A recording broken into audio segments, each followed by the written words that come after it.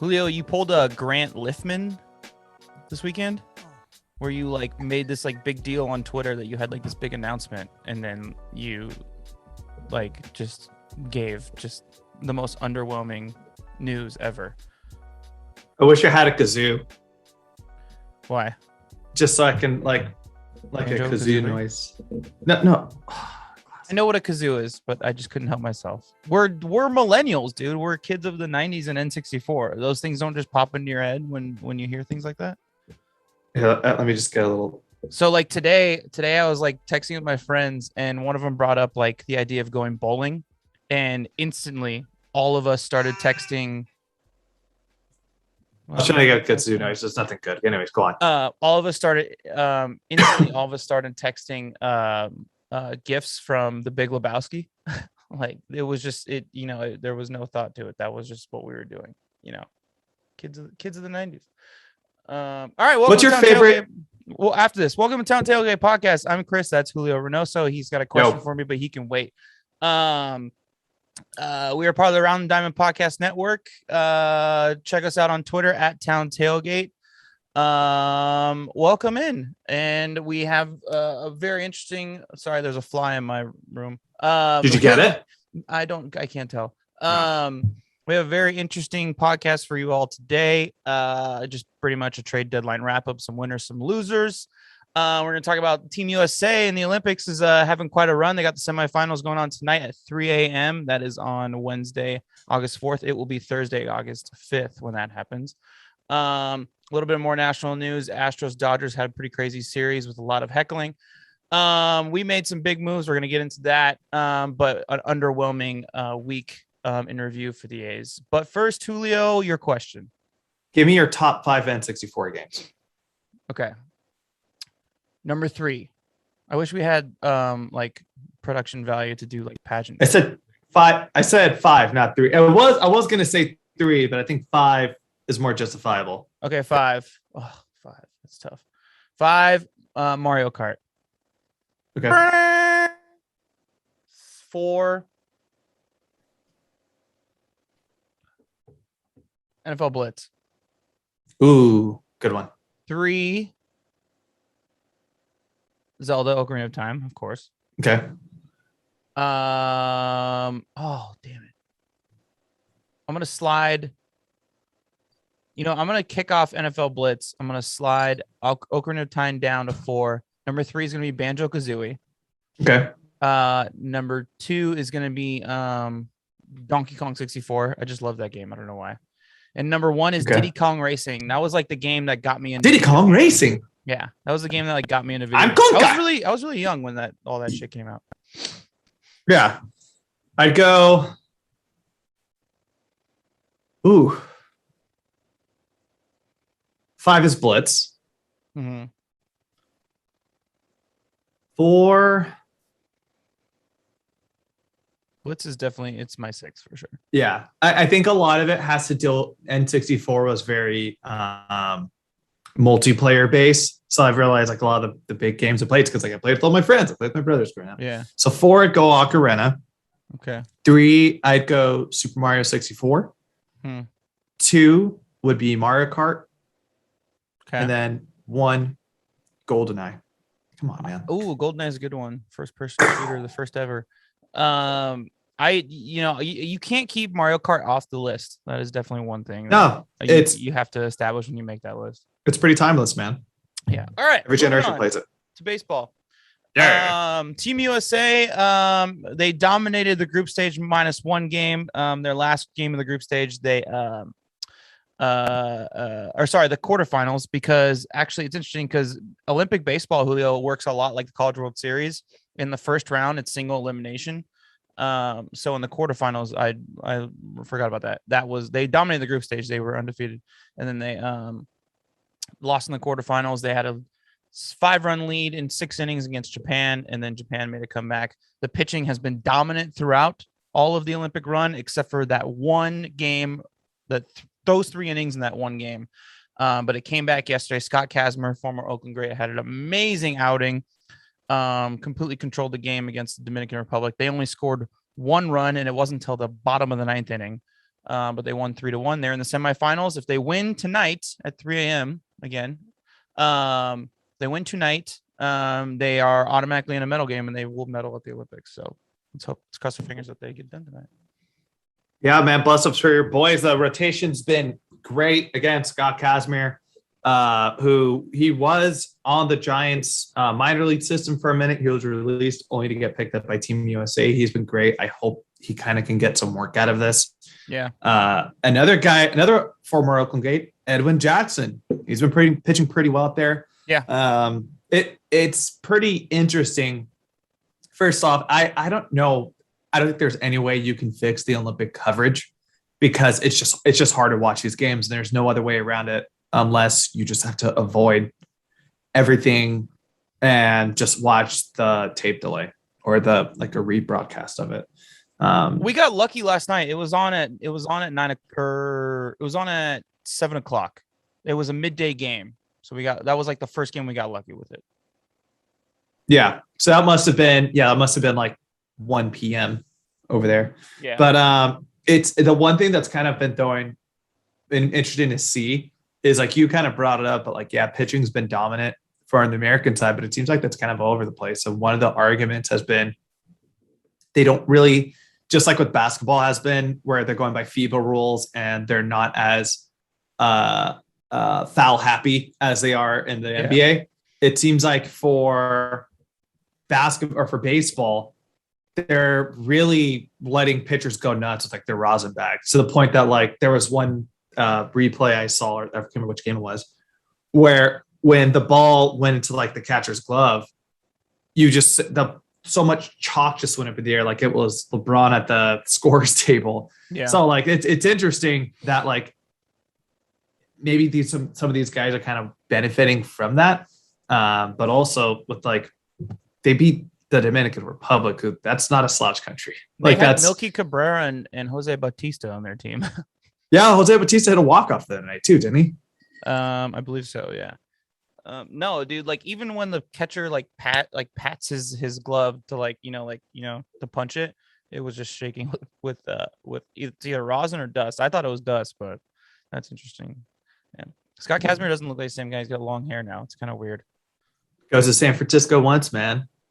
I guess so. Yeah. The old San Francisco, but yeah, fingers crossed, man. Go Team USA. Go Team USA. Japan. Nick Allen looks determined, man. They look really good. They play South Korea tonight, by the way. They play South Korea. Japan does? No, the USA. Oh, US Team USA. Okay. So yeah, fingers crossed, man. If you have some caffeine by your side, even though you're gonna know who wins by this side, it doesn't matter. Yeah. We're just gonna say, wow, can't believe Team USA won. Look at that. All right, let's go into our next thing. Knock on wood. Knock on wood if you're with me. Also, Hard Knocks comes back next week. I know. I'm super pumped for that. Yes, it's gonna be a shit show. Ooh. We're gonna have a follow-up conversation here. This last week's episode, we talked about the New York Mets and their signing or their kind of dilemma of their first-round pick, Kumar Rocker, stud pitcher out of Vanderbilt. And follow-up for you guys, they did not reach a deal on a contract. So because of that, they didn't meet the deadline.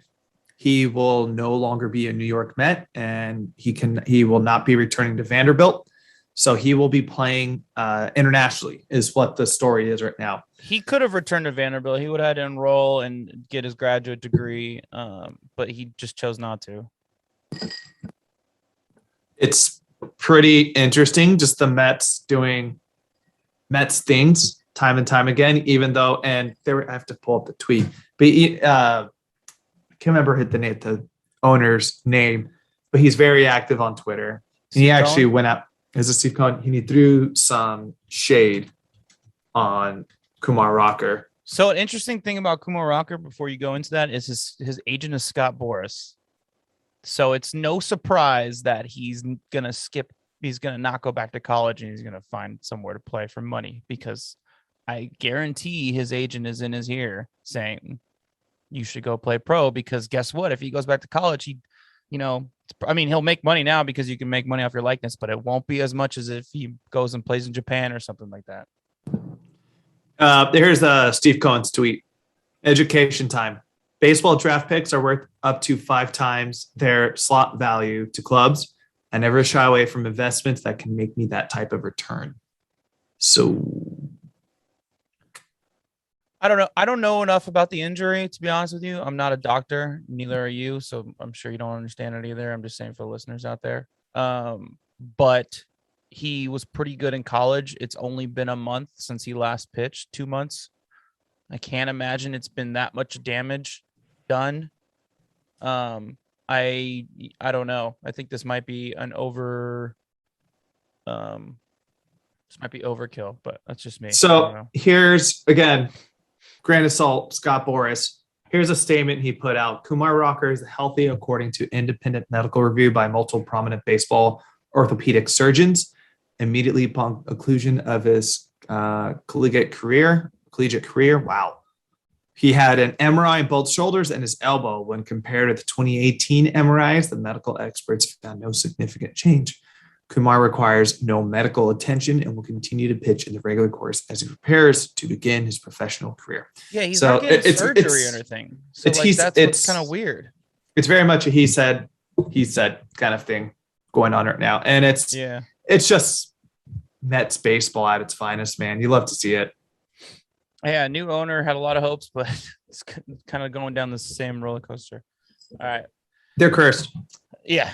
I don't know what it is, but it feels like it. Anyway, let's move on. Dodgers faced the Astros this week. It was a heavily, very tense series, at least from the fans, not so much on the field.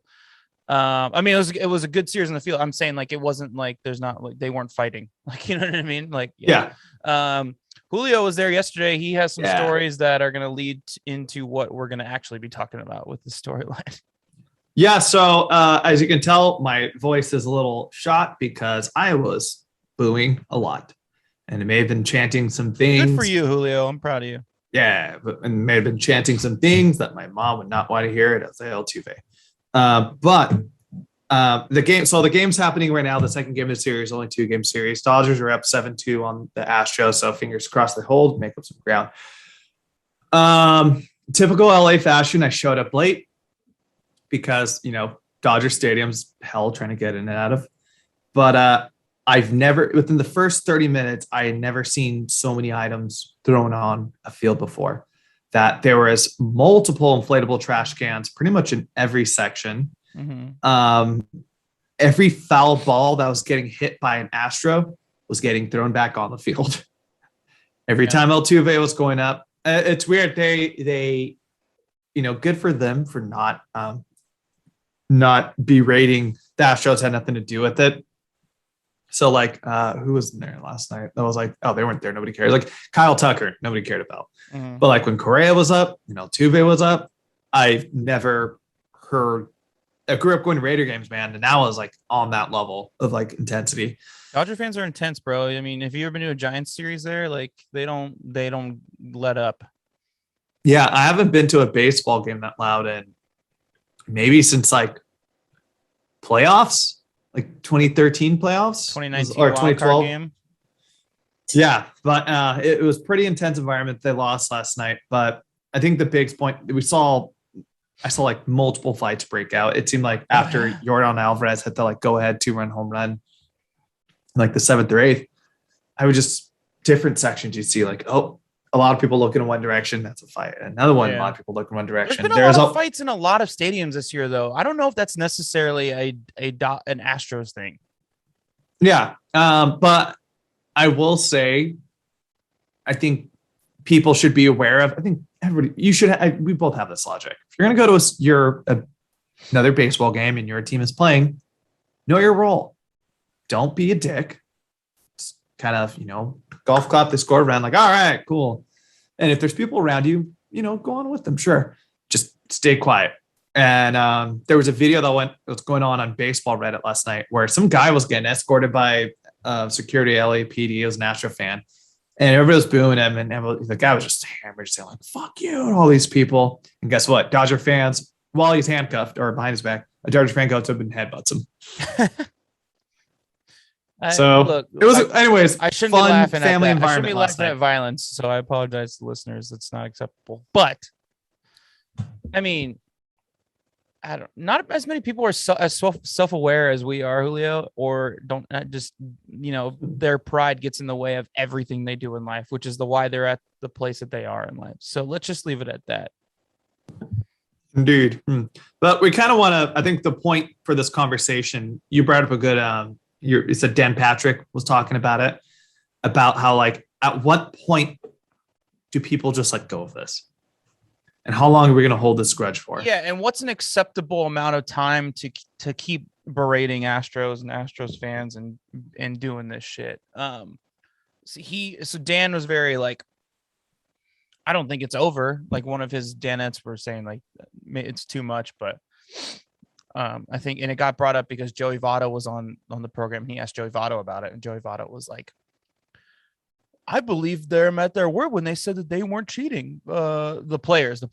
So like I just get over it. And I'm sitting there like, oh, Joey Votto, bad, fuck off. Even though you're great. I was like, you don't tell that guy to fuck off. Come on.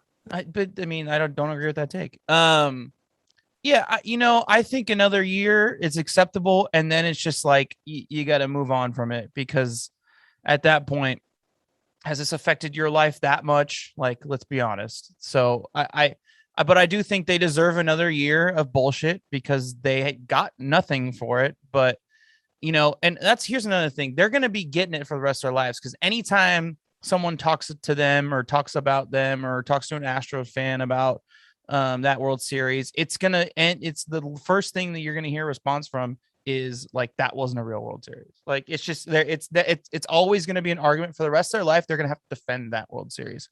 That's punishment enough. Simple as that. So I will personally hold that vendetta against the players. The fans, whatever. As long as just don't be a dick about it. At the end of the day, don't be a dick about it. We've heard a lot of Astros fans kind of chiming about it. We had somebody, I posted a picture. Oh, yeah, I posted it on our Twitter account last night too. But in the men's bathroom, each urinal had a different Astros card on it. That's so great. That's pretty funny. But I posted on the baseball subreddit and immediately it got deleted within a few minutes because they're really weird over there. Like Astro friends were like, cry more, blah, blah. I'm like, see, those are the fans that like, you're going to catch hands if you go pull that at Oakland or Dodger Stadium or, in New York, whatever. But like for most of the fans, I think a lot of fans are probably regretful about it, and I hope they are. But like, I hope this will never leave these players. Like these guys, it's going to go to them and it's going to affect their legacy. I was telling Ann Whitney last night, I'm like, Jose Altuve was on pace to become a Hall of Famer. Like he was probably going to be like, he's arguably the best second baseman of the last like 10 years of like the 2010s. Yeah. And the odds are he's not going to go to the Hall of Fame anymore because he's associated with this team. And everyone's going to have all that stigma. That really depends on how that resonates with Generation Z future voters, in my opinion. Look at the steroid era. Millennials vote for steroid users, but boomers and Gen Xers don't. So generally, there's a handful out there. But yeah, I guess this is a lot different. I mean, you're proving that you fucking broke the rules. So yeah, you're right. It's a lot different. Your punishment is you just kind of got to live with it for the rest of your life. Like if they would have been busted and something happened with it, I think it would have been a little bit better. But the fact that nothing happened to it, and that makes fans even more pissed off about it. What if the Red Sox had got like fully busted? What if like another team gets fully busted? Let's say there's like 3 or 4 teams that get fully busted. Is this known as the sign stealing era? And then in 10 years, everybody's like, that was part of the game back then. It was just part of it. So I don't see it as actual cheating. So like they should get in, just like they talk about steroids that way. Hey, just because the sign doesn't. Joey Votto made that point today, by the way. Again, not a bad idea, because it's like, hey, just because the sign doesn't mean it's going to make it. You're still going to hit it, but you're not wrong. It's not a wrong point. So his argument was, so he started with, he said, they asked him like, if you were on the Astros, would you have stole signs? He goes, no, I wouldn't have done it because I don't believe in breaking the rules. And then Dan was like, was like, yeah, but as a hitter, don't you want every advantage? He's like, yeah, well, okay. So if my runner's on second and he notices a sign and he gives me a signal, then yeah, I'm going to take that advantage. Or if the pitcher's tipping pitches and I notice it, it's like, okay, well, yeah, there's no in between there. Like you either take it or you don't. Like one's against the rules and one's not. So, I mean, I don't know. The thing with the sign stealing era was they blatantly went against the rules. They used technology in order to steal signs. That is against the rules. So that's my thing on it. So I guess Joey Votto does have a little bit of like flexibility there in his statement, but he was very flip-floppy on that. And yeah, we're not going to get to that point because I think this is kind of the end of the sign stealing era.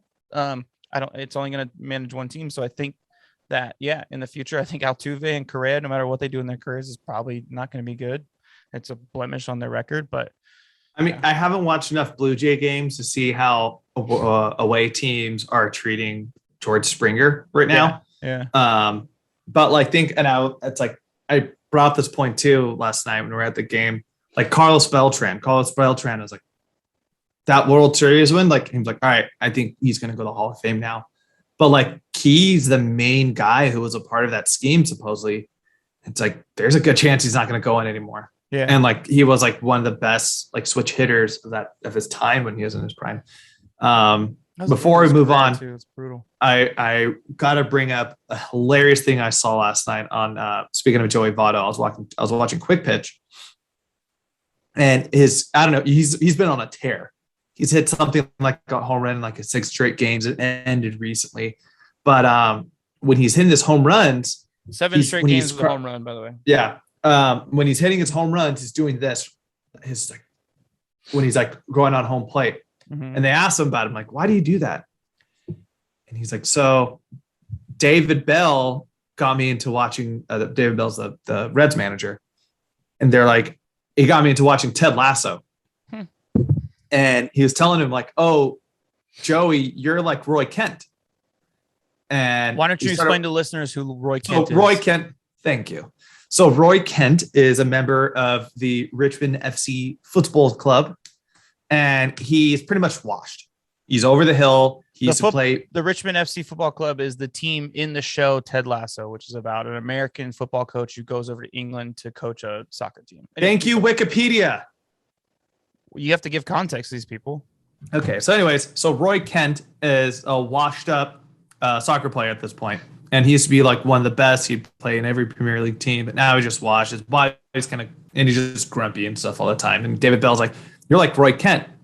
But when Joey Votto's watching the show, he really started gravitating towards Jamie Tart, who's like this hot up and coming player who's very egotistic, pretty much. He's pretty much your stereotypical soccer player in their 20s. But there's one episode where he gets like a go-ahead goal, and his celebration, he's just like, me, that's all me, whatever.